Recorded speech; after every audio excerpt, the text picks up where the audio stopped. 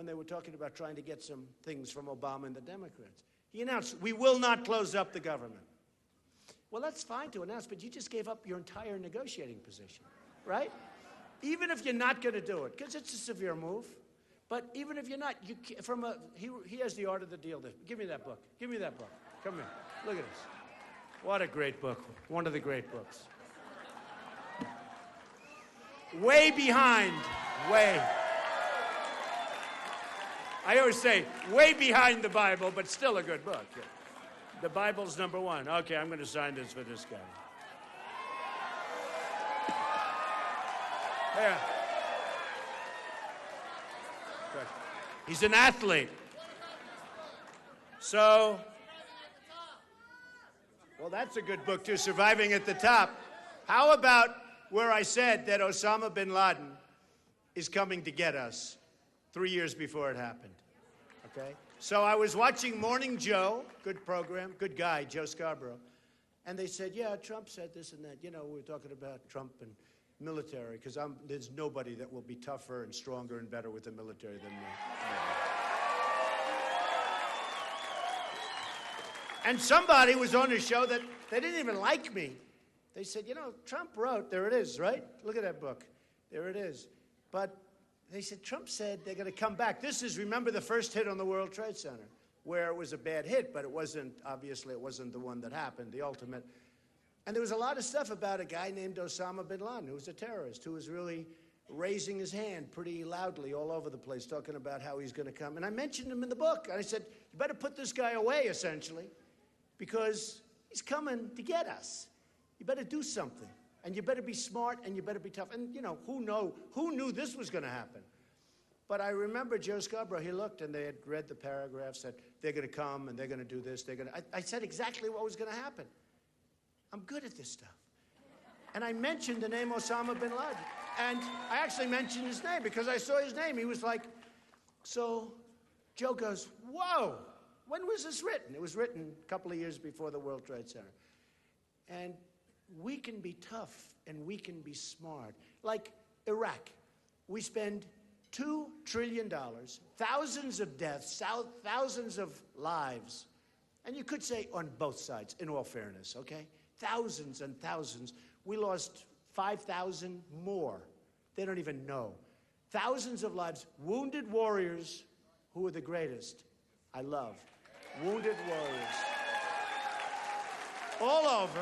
So we have 2 trillion, the wounded warriors. We have thousands of lives lost. We have nothing.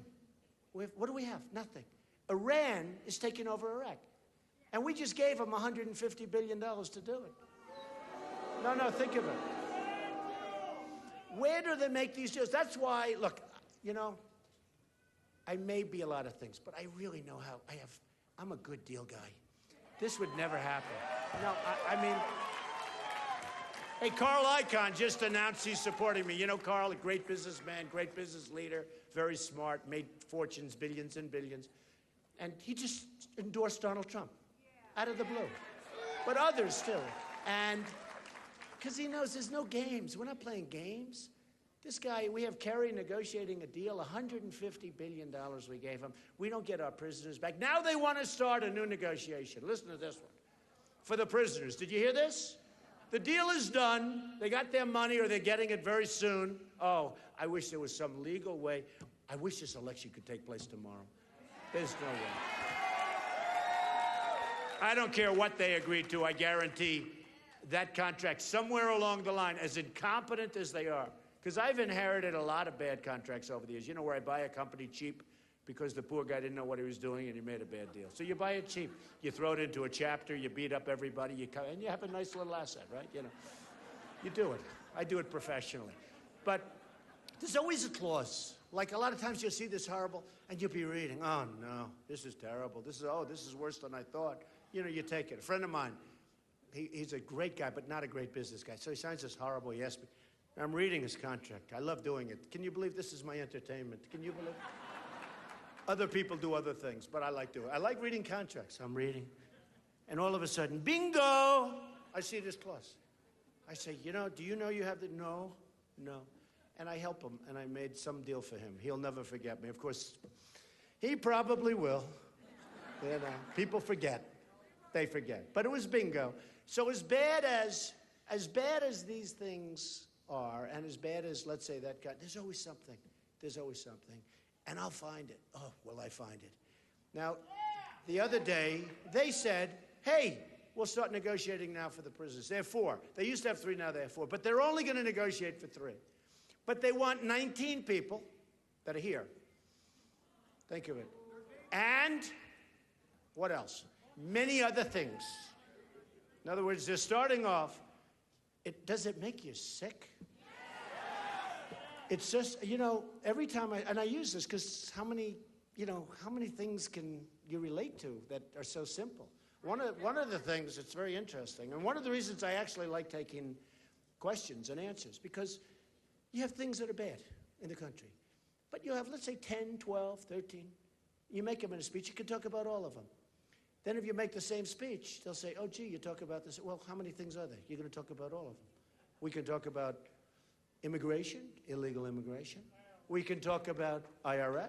Yeah, IRS is right. He says IRS, and I say ISIS. Maybe it's the same thing. I thought, that's interesting. Who said that? That's very interesting. That's very interesting. But no, I mean, you talk about ISIS, you talk about the problems, you talk about Obamacare, which is going to be repealed and replaced. You know, Obamacare is turning out so badly that in 17, it looks like they're going to have to go back to Congress and rewrite the whole thing. It's a disaster. And you people know it. The premiums are up 35, 45, 55%. The deductibles, you're not even getting anything because the deductibles are so high, you have to die. And who knows if it covers you if you're dead? I'm not sure. Do you get covered if you're dead? No, the deductibles are so high that I don't know. I mean, I don't know. So what happens is I talk about this, Arundel, because as a person that has had tremendous success, and I had, don't forget, they said, he'll never run, right? I've told this story. I love this story. He'll never run, the pundits. Oh, do they hate me? He'll never run. He'll never sign Certificate A. That's a one-page where you basically sign your life away. I signed it. Then I made the announcement. Then they said, oh, he'll never sign his financials. Well, I put them in almost 100 pages long. I think the longest ever put in was like 2 pages. Mine are like 100. I think it's 500, almost 500 companies. Tremendous success. So they said, oh, maybe he's not as successful as people think. I'm much more successful. In fact, I tell the story. Honestly, I wasn't sure until the last moment, because it takes guts to run. It really does. It's not that easy. And it takes guts to run. And it does. It does. You know, it takes guts. And I didn't know. I went right to the end. And, you know, the famous escalator scene with Melania coming down with me waving and everything. I said, I took a deep breath. I went like this. Okay, baby, let's go. And I announced, and I brought up the subject of illegal immigration, and boy, did I take incoming, as Rush would say. I took incoming, and then it turned out I was right. But I just gone back, so on the financials, I didn't know till the very last moment. Because, again, not an easy decision to make in terms of yourself, your family, your life. It's different. I mean, it's different. Here I am, you expose yourself like that on television, you're fully like with all these guys, and some you respect, some you have no respect for. And you have to say, you do respect them, you know. No, some I don't, but we're supposed to support them if they win, though, you know, the pledge. But some I do have great respect for. Some of the people on the stage I do. But I did these financials, and they were phenomenal. And I tell you what, and so it showed I was much bigger, much stronger, much wealthier. I built not only great assets, very liquid, very little debt, tremendous cash flow. The reason I say it is because that's the kind of thinking we need in the country. That's what it is. Such dumb people, such dumb deal. It's the thinking. I mean, it's a lot of the people in the audience. Maybe in a smaller way, you have that same thinking. You know, you can't believe the stuff that you're seeing. Sergeant Bergdahl, 5 for 1. We get Bergdahl. No, we get Bergdahl. We get Bergdahl. They get 5 killers that they've wanted for 9 years. And they get 5 killers that are right now back in the battlefield, killing everybody, and believe me, they'd love to be here. They'd love to be right here. So we can't go on like this. And I said it to my wife, I said it to Ivanka, I said it to all my kids. I said, we got to do it. I mean, I don't know if I'm doing the right thing. Who knows? I've never done it before. But it's like I told Bill O'Reilly. Bill, I've been dealing with politicians all my life. All my deals go through politicians. I need zoning, I need this, I need that, I need taxes, I need tax abatements, I need all sorts of things. I get them. I get them. And I've always gotten them. I've done great with politicians. I deal with politicians. I deal with prime ministers from other countries because I always go in for the glamour deals, the big deals. They always want to meet me. So I have dinner with the prime ministers. But I get along with people. I get along with Democrats. You know, one of the big knocks on me? Well, he got along with people that are Democrat. Well, that's what we have to do. We got to get along, folks. You know, it's time. Washington is in gridlock. They can't do anything. And you know, when I was growing up, when I was younger, because I started young, and my father was great. I had a great father. In fact, I'm doing a book that's coming out in a couple of weeks. It's going to be great. And it's a very nasty title. I won't even tell you. It's such a nasty title. And you know what? It's a nasty picture. The photographer, Simon & Schuster, big company, they came to me, we'd love to have a book. I said, I don't want to do a book. I've done, 12 or something? I said, I'm in the middle of a campaign. They said, we'll pay you a lot of money. I said, how much? They said, sure. I give it to charity anyway, so I'm going to give it to charity. But you know what? So you feel guilty, you know. So I worked very hard, and I'm doing this, I'm doing books, I'm running things. The good thing is my children are very capable. They're running, they're running well. No, it's good.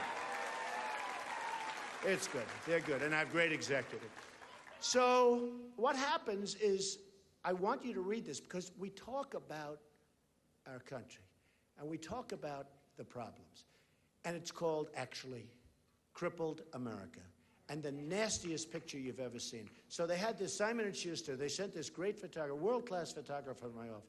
He took, and I told this, he took the most beautiful pictures you've ever seen. I never knew I was that handsome, to be honest. This guy is a master.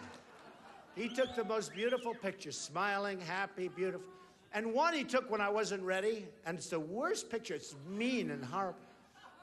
And the people came, they said, Mr. Trump, sir, this is really the picture we should use. You can't be talking about what you're talking about with a big smiling face. And wait till you see this picture. You're not going to believe it. It's nasty. So, I think it's going to be great. I mean, it's the hardest I've worked on a book since The Art of the Deal. It actually is. And it was condensed, but it's the hardest I've worked on a book. So let's see. But we talk about a lot of the problems that we have. But we're going to do something that's going to be so special. We're going to take this country, and if I win, and it is if, everyone always shouts, when? It's always going to be look, I'm competing against all these people. Who the hell knows? You have a lot of crooked people in the press. For instance, I'll give you an example. Last week, I'll give you an example how crooked they are. Last night, I'll go to last night. Last night, we won every single poll. Who won the debate? Now, I think Cruz did well. I do. I think Rubio did well, although I think Rubio had a lot of hard questions because, frankly, those are tough questions. Gave good answers, but I don't like the questions, so they're a little tough. But does everybody understand that? Yeah, I think you understand that. They're tough. But I did think he did well in terms of answering. I think that a couple of others, I really appreciated Mike Huckabee for, sticking up for me. He's a good man. He's a good man. He's a good person. He even showed my tie. He was really great. He's a great guy. But no, it was nice because somebody else could have said, what? I'll be the best president. He didn't say that. He said, don't you dare. Essentially, don't you dare say that about Donald Trump. He'd be a great president. Honestly, folks, there aren't a lot of people that would do that. He had a perfect opportunity just to talk about himself, and he didn't do that. So he's a special guy. He's a very good guy. So we're going to do something that's going to be so unique. But last night, all of the polls, every single one of them said I won. And yet the pundits, they weren't bad, but they could have been much better, believe me. They could have been. Some were good. Some were good.